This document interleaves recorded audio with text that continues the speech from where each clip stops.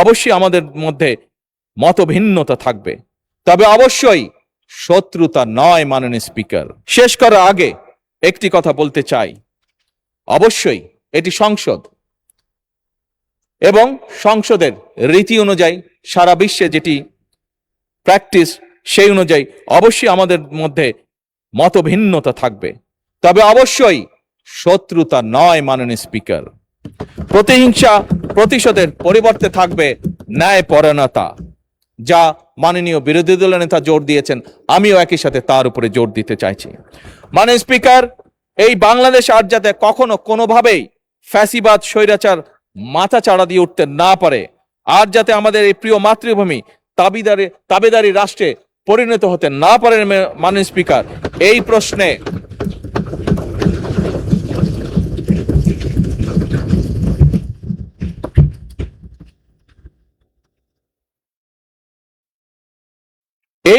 মাননীয় স্পিকার, আমরা অর্থাৎ সংসদে বিরোধী দল এবং সরকারি দল, আমি দৃঢ়ভাবে আমরা বিশ্বাস করতে চাই আমাদের মধ্যে রয়েছে জাতীয় ঐক্য, এবং যে কোনো মূল্যে এই জাতীয় ঐক্য অটুট এবং বজায় থাকবে ইনশাআল্লাহ। মাননীয় স্পিকার।